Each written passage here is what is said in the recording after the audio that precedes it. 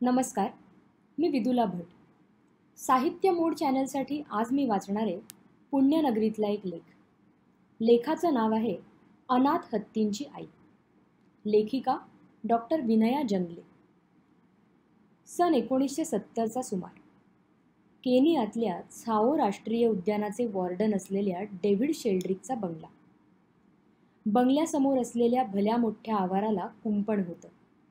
त्या कुंपणाच्या आत कितीतरी वन्य प्राण्यांची अनाथ पिल्लं आनंदानं बागडत होती. बंगल्याच्या आत डेव्हिडच्या पत्नी डॅफ्ने बसल्या होत्या. गोऱ्या रंगाच्या सडपातळ तिशीच्या आसपास असलेल्या डॅफ्नेंचा चेहरा चिंताक्रांत दिसत होता. त्यांच्या पुढ्यात हत्तीचं मरणासन्न अवस्थेतलं लहानसं पिल्लू होतं. त्या पिल्लाचं पोट फुगलं होतं. डोळे खोल गेले होते. त्याला श्वास घेणं अवघड होत होतं. ह्या पिल्लाला डॅफ्नेंनी पावडरच्या दुधाचे वेगवेगळे प्रकार पाजून जगवायचा प्रयत्न केला होता. परंतु यातला कुठलाच प्रकार त्याला मानवला नव्हता. तोपर्यंत जगात हत्तीच्या आईवेगळ्या अनाथ पिल्लांसाठी दुधाचा फॉर्म्युला कोणालाच माहीत नव्हता. डॅफ्नेंना काय करावं कळत नव्हतं. पण समोरच्या पिल्लाला त्या अशाच मरू देणार नव्हत्या. त्यांना काहीतरी आठवलं.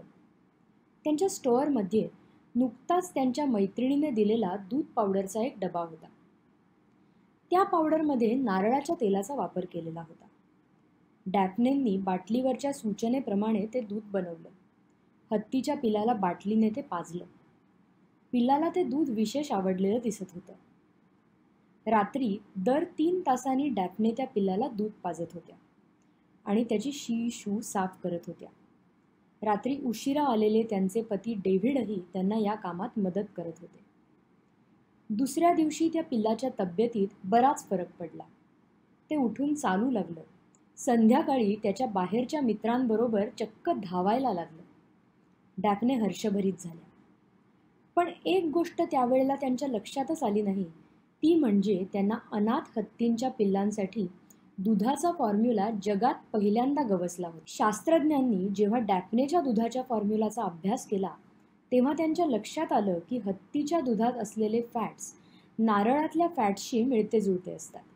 म्हणूनच नारळाच्या तेलात बनवलेली दूध पावडर हत्तीच्या पिलांना सहजपणे पचते.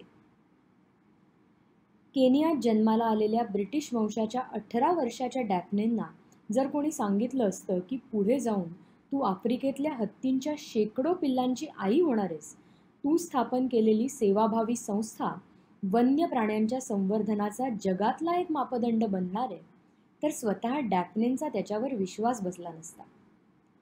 3 पिढ्यांपूर्वी डॅफ्नेचे पूर्वज ब्रिटनमधून केनियात स्थलांतरित झाले होते.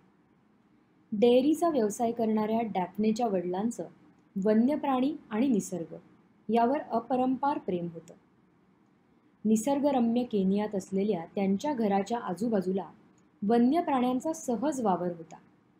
यातूनच वन्य प्राण्यांचं अपार प्रेम डॅफ्नेंच्या मनात रुजलं असावं. वयाच्या 18व्या वर्षी त्यांचा बिल वुडलेशी विवाह झाला. बिल त्साओ राष्ट्रीय उद्यानात असिस्टंट वॉर्डन होते.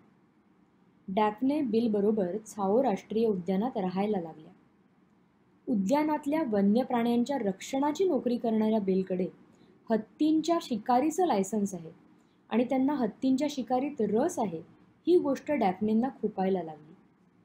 त्याचबरोबर त्साओचे मुख्य वॉर्डन असलेले डेव्हिड शेल्ड्रिक यांच्याशी त्यांची जवळीक झाली. डेव्हिड म्हणजे वन्य प्राण्यांच्या माहितीचे चालते बोलते ज्ञानकोशच होते.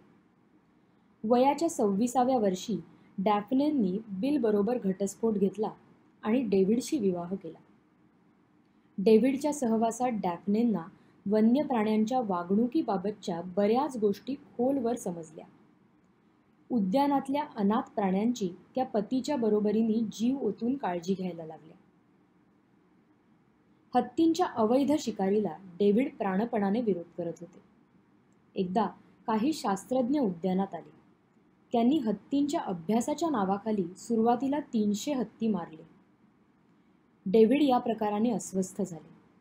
जीवाच्या निगुतीने जपलेले हत्ती तथाकथित संशोधनाच्या नावाखाली बळी पडताना पाहणं डेव्हिडच्या दृष्टीने क्लेशदायक होतं. त्यानंतर आणखी 2700 हत्ती संशोधनाच्या नावाखाली बळी पडणार आहेत हे समजताच डेव्हिड रागाने पेटून उठले. हत्तींच्या या कत्तलीला त्यांनी कडाडून विरोध केला. तोपर्यंत हत्ती मोठी मोठी झाडं तोडून जंगलांची नासधूस करतात असा समज होता. परंतु डेव्हिडनी सिद्ध केलं की हत्ती करतात ती नासधूस नसून निसर्गाच्या नवनिर्माणाच्या चक्राचा तो भाग आहे. वयाच्या 57व्या वर्षी डेव्हिडचा अचानक हृदयविकाराने मृत्यू झाला. दुःखात बुडून गेलेल्या डॅफ्नेंना पतीच्या प्राणी आणि निसर्गप्रेमानंच वाट दाखवली. त्या नैरोबी राष्ट्रीय उद्यानातील हत्तींच्या, गेंड्यांच्या अनाथ पिल्लांना सांभाळू लागल्या. त्यांनी आपल्या नवऱ्याच्या नावानं David Sheldrick Wildlife trust स्थापन केला. डेव्हिडच्या वन्यजीवांच्या कामाबद्दल जगभर आदर होता. डॅफ्नेंनी स्थापन केलेल्या ट्रस्टला जगभरातून मदत आली. त्या मदतीतून डॅफ्नेंनी कितीतरी अनाथ वन्य प्राण्यांचा सांभाळ करायला सुरुवात केली. त्यांच्या या कामात 2 मुली आणि जावयांनीही मदत केली. आज David Sheldrick Wildlife Trust ही जगातली वन्य प्राण्यांच्या क्षेत्रात काम करणारी नामांकित संस्था आहे. डॅफ्नेंनी लिहिलेलं आत्मचरित्र लव्ह, लाईफ अँड एलिफंट्स हे जगभरात गाजलं.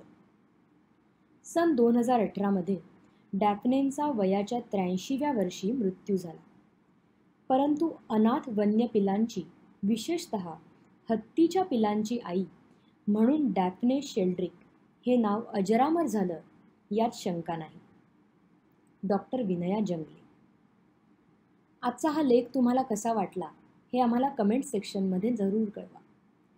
त्याचबरोबर असे अनेक लेख, कथा, कविता तुम्हाला ऐकत राहायच्या असतील तर साहित्य मूड या यूट्यूब चॅनलला लाईक करा, शेअर करा, सबस्क्राईब करा.